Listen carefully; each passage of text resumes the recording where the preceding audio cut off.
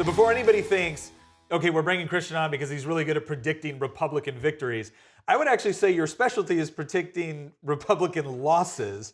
Because I remember back in 2017 when Republicans had a 64-seat majority, and it looked like we were just going to be in the ascendancy forever. And you said back then, we're going to lose 12 to 15 seats within the next 3 to 4 years.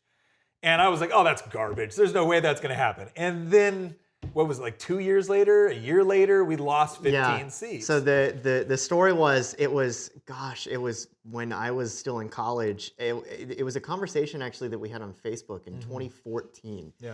It was at the time when Republicans had effectively a supermajority in the House of Delegates. They either had 67 seats or 66 seats. I can't remember the exact number, but and I remember making the statement that in the 2020s, Virginia will flip blue at the state level and Democrats will take over the legislature. And I was skeptical. Yes. and I remember you saying, aren't you a little bit too young to be that pessimistic? And then fast forward just a few years later to the 2017 cycle, and I was publicly predicting, much to the dismay of my fellow Republicans, that we were going to lose in the neighborhood of 13 to 14 seats. And we ended up losing 15 that year. Yeah. And I remember, people basically being like, you're crazy. And Democrats thought that was crazy. I was talking to some of my colleagues in the General Assembly on some of the seats that you predicted we would lose. And they were like, yeah, no, there's no way you guys are losing that one. And then we did. Yeah.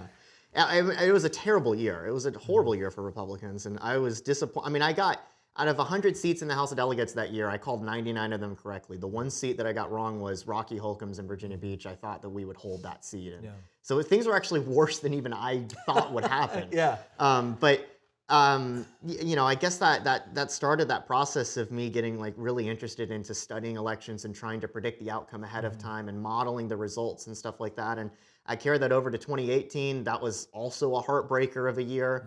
We got blown out of the water at the statewide level, and we lost 3 congressional seats, including our Congressman Dave Bratt. The reason I won the VPAP contest that year was I predicted that Dave would lose, and I didn't enjoy doing that, right? I was a huge supporter of Dave going back to when he first ran for Congress. But that's the thing. If you want to be an honest pundit, and I know that might sound like an oxymoron, but if you want to do this right, you have to take your, what you wish to happen, you have to set that aside and just look at the data and go with, the numbers that you're seeing and ultimately go with your gut. And let me start with it, because that's going to be one of the things that people watch. Obviously, most of the people that watch this podcast, listen to this podcast, most people are coming from a conservative mindset.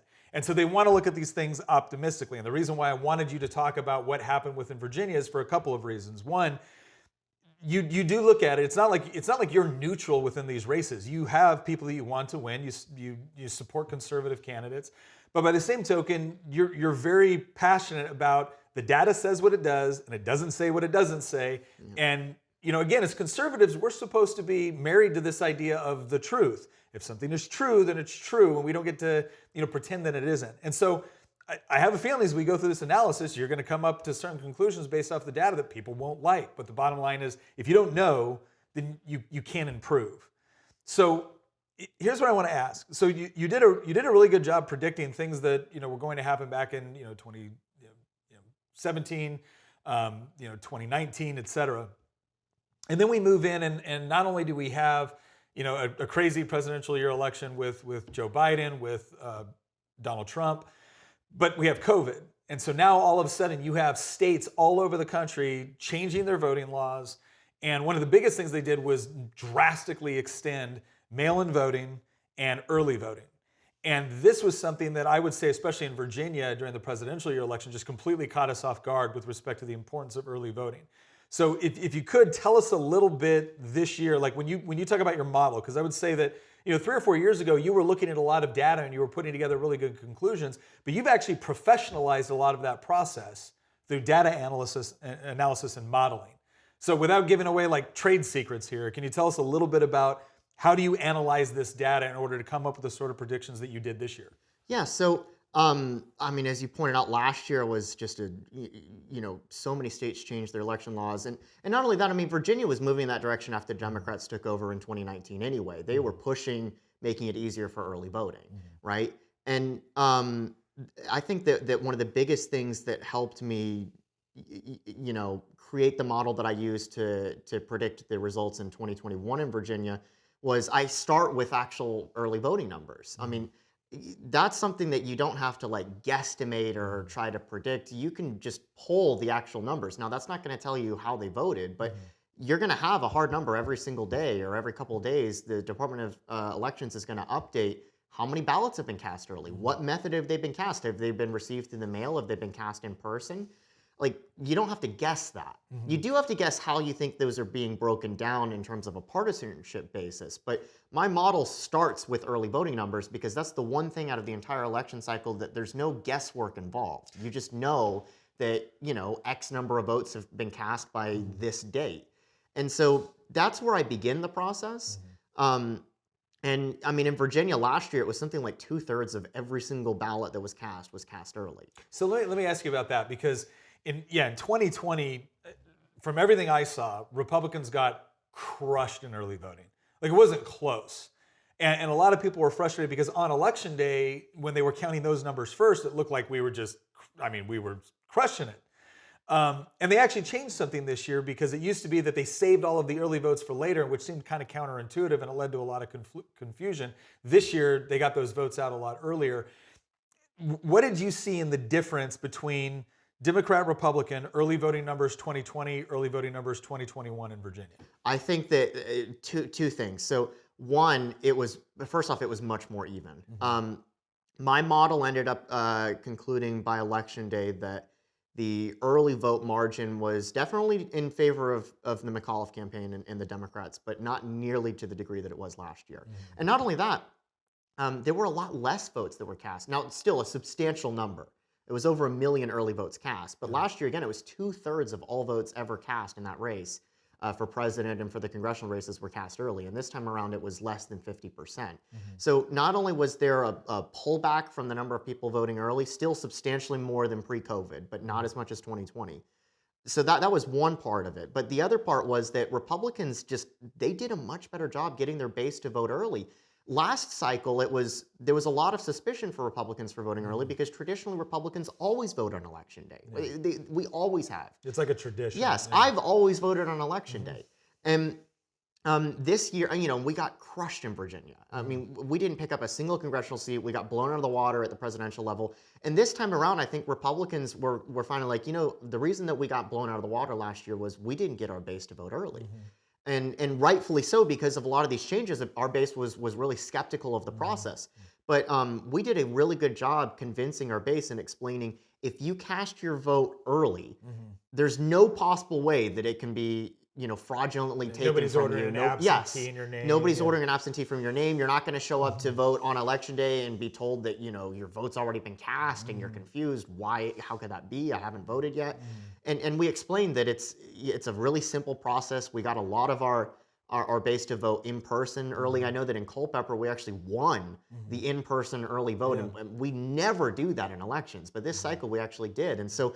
I think that part of the reason that Youngkin was able, from just a statistical analytical side, not looking at the philosophy, but just the numbers, part of the reason that Youngkin and Sears and Mieres were able to pull off this upset victory was because a large chunk of the Republican base was able to relatively keep even with the Democrats in early voting. And then, as usual, we completely, knocked it out of the park on election day. So that begs another question. So we did better on the early voting across the board. Because early voting was not something. I mean, I remember when I was talking to voters, a lot of them was like, "No, I vote on election day." I'm like, you know what? I've always done the same thing. However, hear me out. If you have concerns about X, Y, or Z, this actually might be a good solution for you. And you could see people's mindsets being changed, and I think that helped. The other thing is obviously when you look at like the news cycle, I am so used to Republicans getting crushed the last 2 weeks within the news cycle. Either because of something legitimate or just imagined, right? It's the media spin. And this time it seemed like between statements McAuliffe made, and we all know like the big one is, right, like I don't think parents should be telling schools what to teach. Like, holy crap. At a time with everything that was going on in Loudoun and Fairfax and even other places, that was just a totally tone-deaf thing to say. And what I was shocked about that is that I think Terry believes that, but I never expected him to actually say the quiet part out loud. But what that causes me to want to do is look at specifically Loudoun and Fairfax, and especially Loudoun. Like, these trended. And I think there was a lot of people that expected to wake up on election day, and if Glenn Youngkin won, they kind of assumed that, oh, he must have won Loudoun. Not only did he not win Loudoun, like it wasn't that close. Yeah, he lost it by about 10 points. Yeah, so a lot of people look at that, it seems counterintuitive, right? Like, how did he pull off a win if he still lost so bad in Loudoun County, which was a county the last time we won the governorship, we won Loudoun. So what do you think happened in places like Loudoun County and Fairfax that potentially contributed to his victory, whether it was things going on there that affected him in other parts of the state, or how his numbers, even if they weren't great, might have improved there? Well, I think it's kind of two different stories with Loudoun and Fairfax. With Loudoun, you had the parent revolt with the massive scandal with the board of the school board in Loudoun County. The education issue was front and center in Loudoun. And granted, it was front and center everywhere, but Loudoun was ground zero for that. I think that one of the things that Youngkin was able to do in Loudoun was, to some degree, turn the clock back. Not entirely. He didn't win the county like Gillespie did in 2014 when he came just shy of pulling off an upset against Mark Warner for U.S. Senate. And he certainly didn't win the county in a landslide like Bob McDonnell did in 2009. But Loudoun did shift over 10 points to the right between 2020 and 2021. And I think that part of the reason, probably the plurality reason in Loudoun, was the education issue. Youngkin was able to tap into those suburban parents, or the ones that lived in rural Western Loudoun, that felt like they were being excluded from the school process, had no say in their child's education, and in some cases, I mean, the school board there was openly targeting parents, and I remember there was this huge scandal with the school board, having this, I think it was a secret Facebook group where they were like sharing information, and all of that blew up. Plus McAuliffe's comments; those two things weren't necessarily interrelated, but the electorate looked at those two things that were happening separately at the same time. The situation in Loudoun with the school board and McAuliffe's comments on education, and they just put those two together and were like, we can't vote for this guy. Well, and what I think is interesting about this too, and part of this is just my opinion, I'd be interested to hear what your take is on it. Obviously some things, like when Mr. Smith, right, got arrested at the Loudoun School Board meeting, and the Department of Justice and the mainstream media ran with this idea that this was like domestic terrorism, and these parents were, violent, and how horrible is all this, and the DOJ was going to get involved. And then all of a sudden it comes out that, okay, the reason he's mad is because his daughter was raped in a public school bathroom, and he's sitting there listening to the Board of Supervisors say, we don't have any cases of sexual assault. Oh, not only that, he was being told that he was making it up. And yeah. Naturally, he reacted like any father would if they're being publicly told in front of a school board meeting that you're lying about your daughter's rape. And if it wasn't, and let's be honest here, if it wasn't for the fact that Daily Wire had started investigative reporting, I mean, because that was the only person that seemed to like actually go to this guy and be like, hey, why'd you get so mad? Right? Like that was the magical question that was asked. It was someone actually doing what you would have considered to be typical journalism. And then all of a sudden, when that story broke, that opened up a whole slew of other issues. I mean, bills that Delegate Mullins had carried that actually reduced the reporting requirements on behalf of school administrators. Yeah, HB 257, yeah. But so here's my theory, is that I think a lot of parents saw what was going on in Loudoun. And honestly, some of the things that was going on in Fairfax too that came a little bit later in the race. So this is everything from like sexually explicit material. And the left tried to make this all out as we're trying to ban books, when in reality, the bill that we were talking about just required parental notification. No banning, no getting parental notification, that was it. And then you also had adjustments.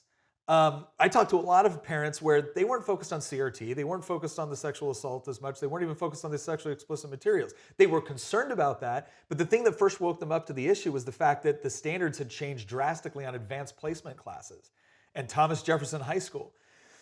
And so these were parents that very well could have voted for Joe Biden in 2020. Many of them did. Yeah, and they were upset about what was going on. And so when they voiced their concerns, instead of being told, well, okay, let's work through this, or let's explain this, or this is why we think this was better, it was, you're a racist, you're a bigot, you're a transphobe. And I feel like these were parents that had either voted for Biden. A lot of them were minority parents. From what I was saw. actually right about to get to that. So yeah, the second that. half of your question about, so we just talked about Loudoun.